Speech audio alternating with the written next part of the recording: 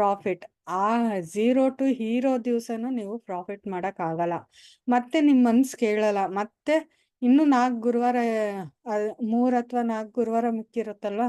So ಆವಾಗೂ trade ತಗೊಳ್ತೀರಾ, ಆವಾಗೂ losses ಆಗುತ್ತೆ. So 70,000-80,000 ಹಾಗೆ ಹೋಗುತ್ತೆ.